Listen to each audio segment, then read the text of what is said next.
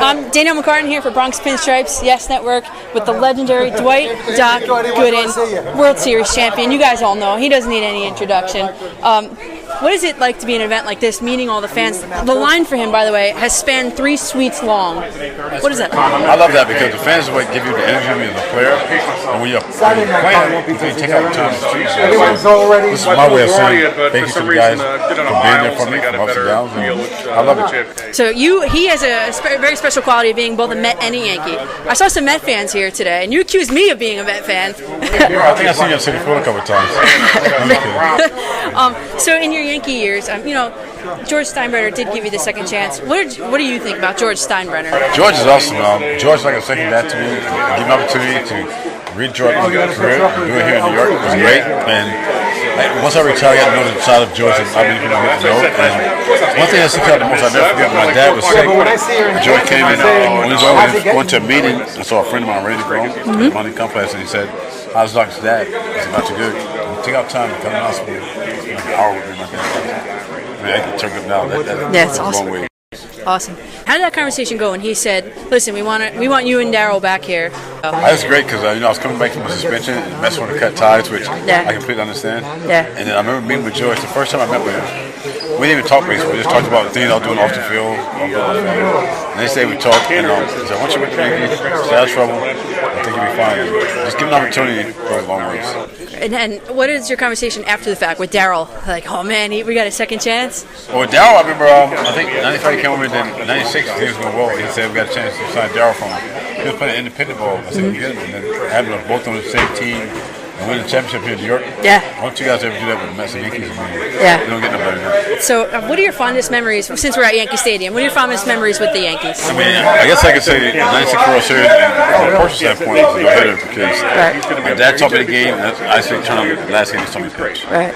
Yeah, so I saw that on the 30 for 30 special, actually. So, do you think that they did do a good job depicting your life and career on that program? I thought they did good with everything that took place. I claim it, I did do that, but like more to me what I'm doing now, positive stuff, I think they could have shown a little bit more. Like what I'm doing instead of like all that. I mean, nothing wrong with it showed. I agree with it. I'm doing things different now. So what are you doing? What are you up to now? Well, my thing now is I love kids. That's my passion. I speak at high school and college.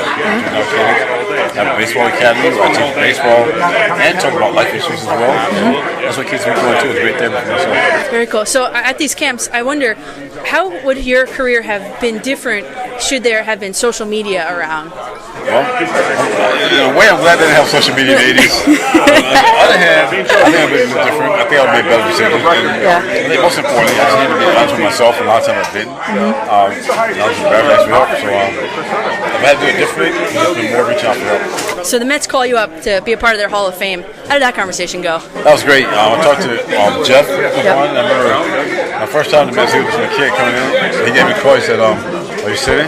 So I was like, "No," because you do so much good things, but then off the field stuff you don't know.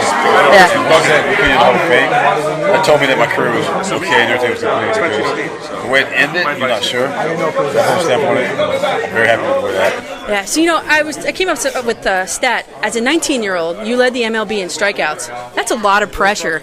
It's a lot of pressure, and come up and doing that. And I give a lot of credit to the fans. I mean, there's no better feeling than pitching in Shea Stadium, and crowd sitting up clapping with 2 strikes, and that was great. But like I said, as a rookie, 19-year-old, and do that, now I'm able to appreciate it more because I think I was going through that. I wasn't realizing the things that were taking place, but now you look back on that and share with your kids and your grandkids and all and your fans. Yeah, and this is the anniversary of the '86 Mets. Do you still keep in touch with any of the guys? I know, well, Darryl they had on the show, but anybody else? Yes, I talked to all those guys, and like Keith and Ronnie, they're here. Yeah. Bobble here, he lives in Jersey, so it's always good to see those guys. And like I said, this year being the 30th anniversary, a lot of guys go for different things. It's always good to catch up, make sure everybody's healthy, and kids are doing well.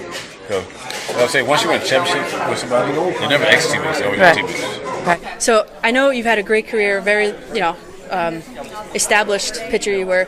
Do you ever think, what if? What could have happened? How could it have been better? Does that ever cross your mind? Many times. That's a great question. And what's funny is thinking that it could have been different. I could have been the Hall of Fame. Those are things that kept me sick because of guilt, shame, and that. But once I was incarcerated in 06, I had a chance to relive my life, and I thought about it. Well, when I was a kid, my only dream was to make the major leagues, Right. So I won like every award, pitching to win. I won 3 World Series. So I said, who am I to beat myself up over someone else's opinion? Because for me personally, I think I should be in Hall of Fame. Yeah, Right, I agree. Thank you. All right, well, Danielle McCartan, Doc Gooden.